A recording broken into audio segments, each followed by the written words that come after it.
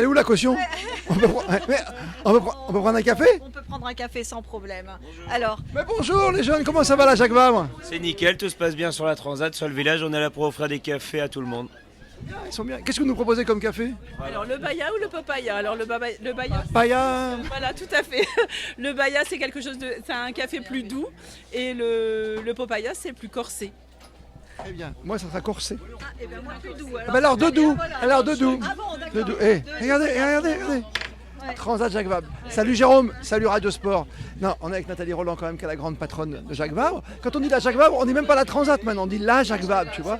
30 ans, ça se fête. 30 ans, ça se fête exactement. Et pour revenir à l'histoire, en fait, c'est une course qui a été créée par Jacques Vabre en collaboration avec la ville du Havre pour retracer les routes du café qu'empruntaient les voiliers marchands du XVIIIe siècle.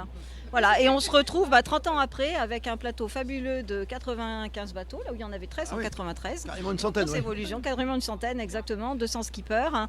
Et surtout, on fait découvrir une terre de café un peu inédite depuis la dernière édition, qui est la Martinique, où on a découvert que D'accord. c'était la terre historique. Où ça, on va en reparler, parce qu'on va aller On sur va le en parler. ponton. Tout à fait. Il y a une sacrée histoire quand même. Hein. Il y a une sacrée histoire, je Bon. confirme. Jérôme, on prend un café et Radio Sport au café les enfants. Ouais, on y va. Allez, petit café.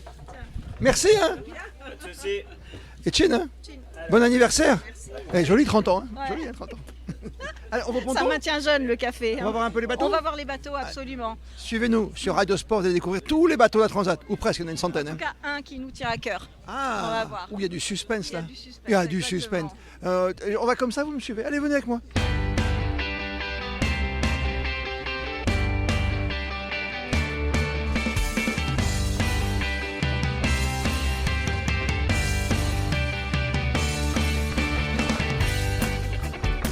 Nathalie, c'est une ambiance particulière quand même. Ça fait combien de temps que vous êtes là par exemple? Alors, sur cette édition, je suis là depuis mercredi dernier pour préparer le village et Sur la marche. sur la marche. Mais dans les faits, j'ai vécu toutes les éditions de la Transat Jacques Vabre. Donc j'étais à la première en 93. Paul Vatine. Exactement. Yves Parlier. Martine, Yves Parlier, Desjoyaux, Loïc Perron, Jean passe Tabarly qui en a couru une. Camas qui en a gagné 4. Camas, Bilou. Ah, Roland Jourdain. Voilà, Roland Jourdain, oui, pardon. Et les filles. Thomas Coville, Samantha Davis. Ah. On a un super binôme cette année, un projet qui s'appelle Cap pour elle, Oui. où l'association Transat Jacques Vabre permet à deux skippeuses qui n'ont jamais fait transatlantique d'accéder justement à une course telle que la Transat Jacques Vabre. Donc il y a eu tout un concours, des candidatures et deux personnes ont été élues et on finance une partie du bateau. Angie est l'autre financeur du bateau et elles prendront le départ de la Transat Jacques Vabre dimanche prochain. C'est génial, Voilà. ce dimanche. Hein. Ralentissez parce que je vais boire mon café un petit coup. Ah non, mais attendez, Jérôme, t'as vu ça? Les cafés, ça donne. Hein. Alors attends, j'ai pas mis le fil pour faire des slows, hein, vous inquiétez pas. Hop. C'est ça le direct, c'est ça Radio Sport. Il est bon, t'en veux pas un petit peu? T'en veux pas un petit peu? T'es sûr? Ah, et ça fait du bien. Hein. Ouais, super. Et puis ravi d'arriver sur ces beaux pontons. On va rejoindre le bateau Lazare. C'est les IMOCA là. Hein. Absolument, ce sont les IMOCA et on va avoir une petite surprise avec un co-skipper qui nous est particulièrement cher par rapport à l'histoire de la route du café qu'on raconte depuis 93, depuis 30 ans. Depuis 30 ans, vous racontez l'histoire. Mais c'est une belle histoire. Hein. Ah mais tiens, le bateau. Regarde le bateau, il est là. Le bateau. Jérôme, regarde. Magnifique ce bateau. Hein. C'est grand. Hein. Pour se faire un chemin, c'est difficile. Hein. Ah, mais c'est la rançon du regarde, c'est la Martinique qui est avec nous. Sonia, Osvalus, On n'a pas rendez-vous, nous, un ouais. jour? On n'a pas eu un rendez-vous dans notre vie? Non. Ah si, le matin, vous savez, vos collègues m'ont invité à marcher pour aller trouver le meilleur café. Ah peut-être, Regardez, peut-être. dites-le. Ah oui. C'est Jérôme, je comprends, ouais, je comprends. Ah, mais le café, c'est important. C'est très important pour nous parce que nous sommes vraiment en train de relancer une filière sur un café de légende. Et c'est important pour nous que la Martinique puisse retrouver ses lettres de noblesse en matière de café d'excellence. Voilà.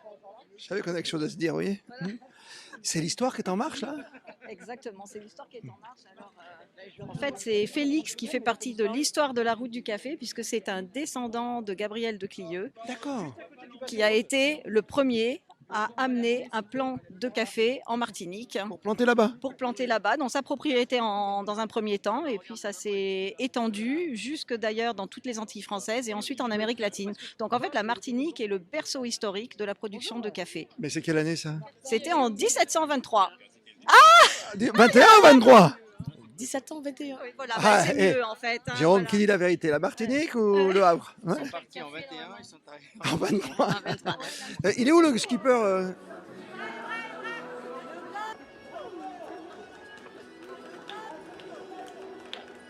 On s'approche, Jérôme, un tout petit peu. T'as vu, le monsieur, c'est le monsieur qui était sur le mat tout à l'heure, j'ai reconnu. Ah oui, Et c'est lui qui est parti à Martinique, c'est vrai? C'est bien ce que vous avez fait là-haut, là. oui, mais je suis un ancien marcheur de compétition. Ah, comment ça va les héritiers? L'héritier. Je dis bonjour à tous les deux, moi. Équipage, c'est un équipage. Donc ça va bien. Écoutez, on est en fin de préparation parce qu'on va partir dimanche sur la course.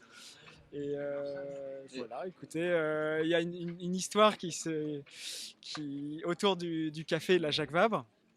Et aujourd'hui, c'est assez particulier parce qu'on va nous transmettre un caféier, un plan de café, comme l'a transmis Louis XIV en 1700 pour le premier plan de café qui a été importé en Martinique pour démarrer la culture du café et démarrer en fait cette grande culture du café qui ensuite est revenue en Europe en importation. Le café arrive et la plante arrive. Donc, tu vois, et Jérôme, on est obligé de décaler. Je vois le café arriver. Ça te tente, ça? Ça, c'est un reportage, hein, ça. Et bon vent, les enfants. Hein. Ouais. 4 fois vainqueur, oui, mais la Jacques Vabre quand même, en 30 ans, pas mal. Salut Franck Hamas. Salut. Mais c'est pas votre bateau habituel celui-ci? Moi, je change de bateau, on va dire, mais c'est mon bateau habituel depuis cette année. Depuis cette année, avec encore des espoirs de triomphe, mais il y a l'air d'avoir une grosse concurrence, non? Ah ouais, il y a des beaux bateaux, il y a eu 3 courses en début de saison, 3 vainqueurs différents. Heureusement, on fait partie de ces vainqueurs différents, donc on a espoir de bien faire aussi sur cette Jacques Vabre. Mais difficile de faire un pronostic. C'est sûr, c'est que les bateaux neufs vont vite. Ouais. Parfois, ça va trop vite parce qu'on se fait vraiment chahuter sur ces bateaux-là. Ça tape? Ouais. Ça tape beaucoup. Mais voilà, c'est des multicoques avec une coque, quoi. J'ai bien compris. Jérémy Bayou, Franck Hamas, c'est un super couple, ça. Ah bah Jérémy, c'est un grand spécialiste, peut-être le plus grand spécialiste d'IMOCA de ces 15 dernières années. Donc il maîtrise parfaitement ce genre de bateau. Il a suivi l'évolution technique de ces bateaux-là, avec maintenant des bateaux avec leurs grands foils qui volent de plus en plus vite et de plus en plus haut et qui rebondissent de plus en plus. Donc non, mais il maîtrise bien et tout ce qui est tactique, technique sur ces bateaux-là. Donc je suis en apprentissage depuis le début de l'année avec Jérémy. Ce qu'il faut, c'est que vous êtes en première position dans ce bassin. C'est le bassin Paul Vatine qui est le premier vainqueur, je ne m'abuse. Hein. En 93, il y a plein de symboles dans cette compétition. Ouais, il doit y avoir d'autres symboles si on les cherche. Ouais, généralement, Jérôme, regarde bien ce bateau. Mais filme-le parce que celui-là, je ne suis jamais monté dessus. Parce que Franck m'a fait la gentillesse plusieurs fois de m'amener un bateau. Et j'en ai fait 2. J'en ai fait un où ça s'est bien passé. Le deuxième où je suis allé bâbord, tribord. Si tu vois ce que je veux dire, donner à manger aux poissons. Ça change quand même de ce que vous aviez avant avec l'Edmond Rothschild. Ouais, ça change. C'est des bateaux un peu plus petits, un peu plus physiques, je pense, en termes de confort. Voilà, ça se règle pas de la même façon. Il faut gérer une instabilité qui est permanente. Voilà, c'est pas des bateaux tout à fait volants, c'est ce qui est dommage, hein, parce qu'on s'est battu ces dernières semaines pour avoir des plans porteurs. Ça sera pas encore le cas à l'arrière et pour voler vraiment, comme font les bateaux de la Coupe América, par exemple maintenant, qui sont aussi des monocoques. Donc on aimerait faire la même chose en course au large, mais ça ne sera pas pour tout de suite. C'est fou, toujours plein de projets, quoi. C'est extraordinaire. Hein. Non, super champion, Franck Hamas, quand même. Merci Franck, avec Charal, avec Jérémy Bayou. Vous allez cartonner, on va vous suivre, hein, évidemment, toute l'aventure sur Radio Sport. Merci beaucoup. Merci beaucoup. À bientôt.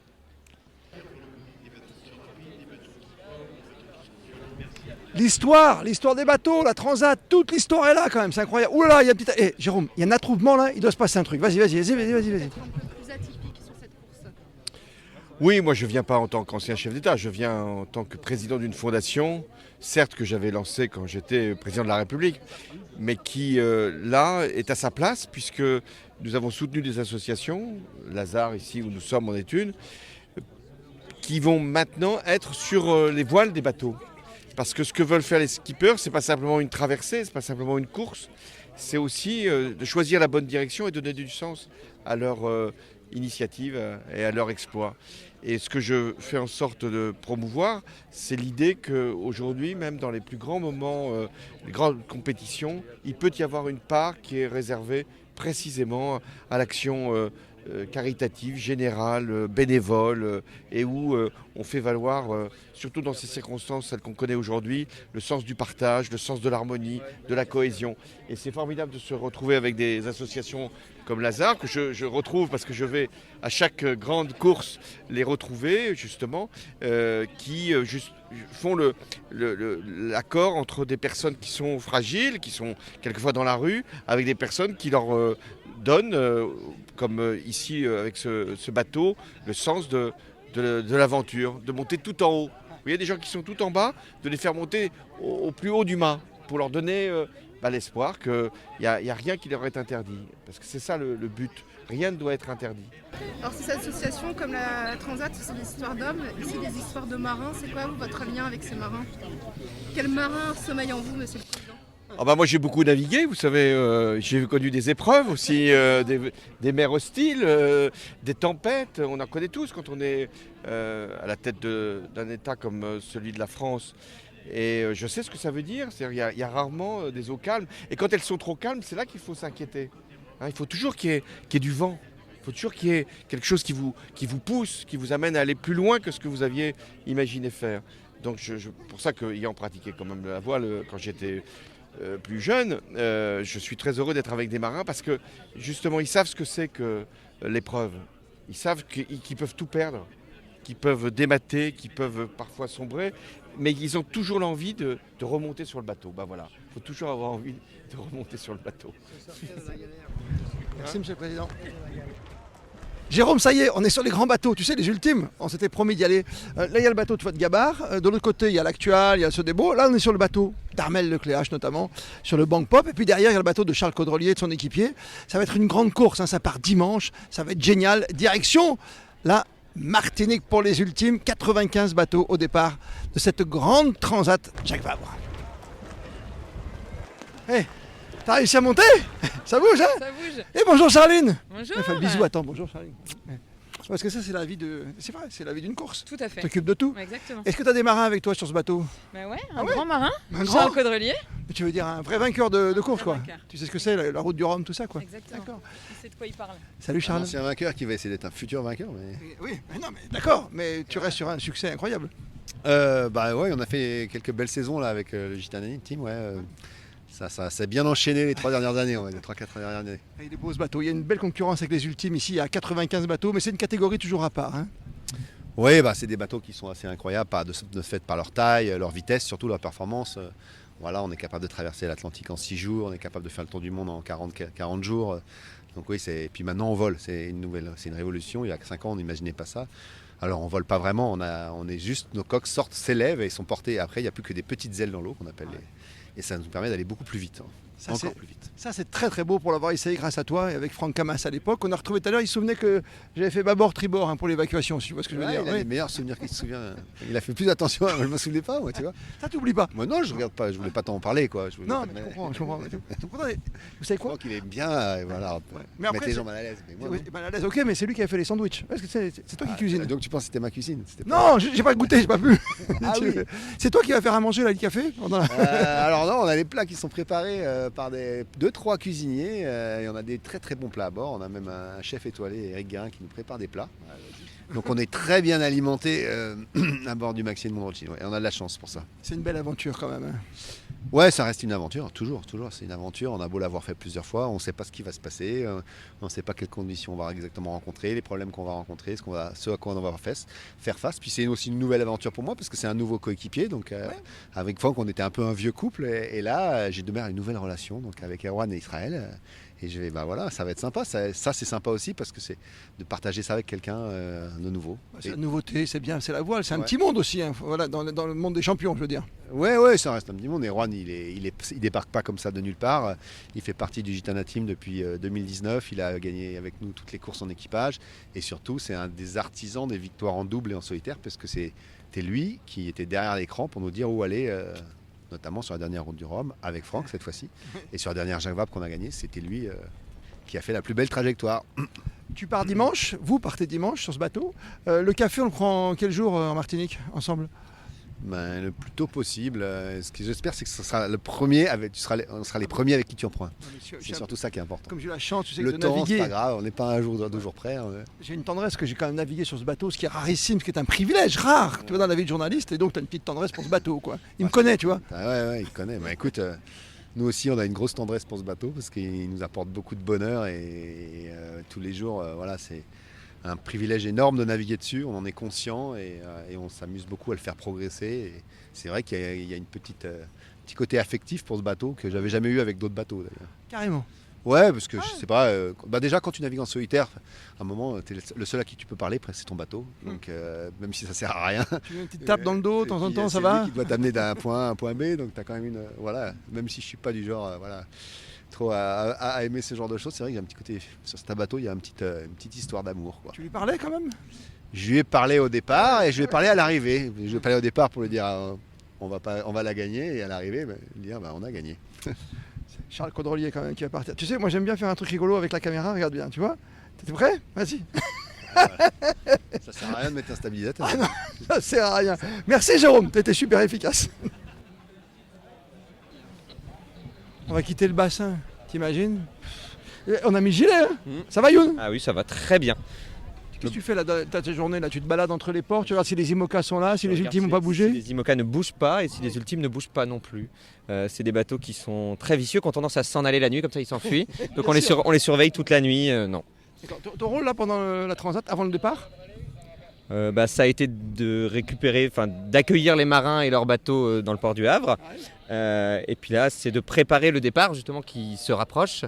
Il faut préparer les marins, préparer le départ, préparer les bouées et puis préparer pour que tout se passe dans des bonnes conditions de sécurité. Techniquement, ça veut dire quand les bateaux vont sortir, que tu vois derrière Jérôme, tous ces bateaux, voilà, les petits, les plus grands, jusqu'aux ultimes qu'on verra, qu'on a vu tout à l'heure avec les meilleurs, il faut les amener vers l'eau, il faut les tirer ou ils se débrouillent tout seuls? Non, c'est des grands marins, hein, ils se débrouillent tout seuls, ils sont capables de sortir tout seuls du bassin. Mais comme vous voyez, ils sont nombreux, hein, ils sont 95 dans ce bassin. Et donc il faut quand même faire la police un petit peu qui puissent partir les uns sans partir les uns sur les autres. Donc tu fais quoi? Tu les sépares? Non, ils vont partir un par un du bout du ponton. D'accord. Et il faut simplement leur donner le timing, un petit peu comme au théâtre, comme au cinéma, pour que ce soit une belle parade. Les costumes sont de Roger Hart et les décors de Donald Carwell, c'est ça? Ah bah oui, Jérôme, c'est comme ça. Et il y a la mise en scène, elle est belle de Youn aujourd'hui, ici à Transat Jacques Vabre. C'est le 30e anniversaire, t'en as fait combien? Alors moi c'est ma 5e en tant qu'assistant pour... Et t'as un petit préféré quand t'as des marins plus sympas que d'autres, ou c'est comme les ramasseurs de balles, tu sais, qui te regardent pas? Alors, les marins sont tous très sympas, ils nous regardent, faut quand même être honnête, c'est un petit milieu. Par contre, j'ai pas le droit d'avoir un petit préféré, ou je le garderai pour moi. Je le garderai pour moi. Et t'as vu comme il est encadré? Parce que derrière, ils rigolent pas les deux. Oh là là, tout à l'heure, Roger, ouais, tu m'entends? Non, mais sécurité totale. Regarde ces bateaux comme ils sont magnifiques. J'ai pas envie qu'on parte, Jérôme. On est bien ici au Havre. Tu veux pas, non? On n'a pas décrit toutes les classes quand même. Hein. On a passé les IMOCA, on a vu là, c'est des... Ouais. Alors, on a des Ocean 50 sur notre droite, effectivement. On a des IMOCA un petit peu partout dans le bassin, on en a juste ici. Partout quoi? Partout, ouais. Il y a d'autres encore? Et des classes 40 qu'on a juste derrière nous. Ah, ok. Dans le travers du bassin. Ah oui, là-bas. D'accord, ok. Et puis devant, parce qu'ils n'ont pas pu rentrer dans le bassin et parce qu'ils sont un petit peu trop gros, on a les ultimes. Mais on va peut-être aller les voir. Et voilà. Tu veux qu'on y aille? Tout à l'heure, on les a vus depuis la terre, mais si tu veux, on a le temps d'y aller. Pour se quitter, on retrouve les ultimes, ça vous va? On y va. Met une petite musique, tu vois, sur les flots. C'est pas l'homme qui prend la mer. Est-ce qu'on veut? Qu'est-ce qu'on chante? ICO? On chante quoi? Non, qu'est-ce que vous chantez vous sur le bateau? Moi je chante plus du tout. Jules? Non, arrête de chanter, Jérôme, c'est bon. Déjà, on a vu François Hollande tout à l'heure, il peut pleuvoir. C'est la tradition, tu sais, sans aucune méchanceté. Il a affronté les tempêtes, il l'a dit lui-même et tous les courants. Nous, le petit courant va nous entraîner vers la sortie, vers le grand large, direction la Martinique. On va voir les ultimes une dernière fois. On vous remercie de nous avoir suivis encore une fois. Parlez-en autour de vous, du Radio Sport de Youn, de ses copains, la Transat et puis le rugby aussi, parce que samedi, il y a la grande finale de rugby. On se retrouve demain, justement, en duplex du Djubiban à Osgore pour vivre la dernière journée, la grande finale entre les Blacks et les Box. On va se régaler avec toute l'équipe habituelle, avec Étienne, avec Fabrice. Venez nous rejoindre, vous êtes de plus en plus nombreux. On vous remercie, on voulait vraiment vous faire ce petit coucou en duplex du Havre, 48 heures avant le grand départ de la 30e. C'est vrai, c'est la 30e hein, déjà. C'est génial, Youn. J'adore. 30e, Transat, Jacques Vabre. Exactement. C'était bon là? Très bon. On la garde et on vous dit à bientôt et à demain pour le rugby pour la finale. Ciao, ciao. C'est un bonheur d'être avec vous aujourd'hui au Havre, à quelques heures maintenant du départ de la 30e. 30e. On le refait si tu veux.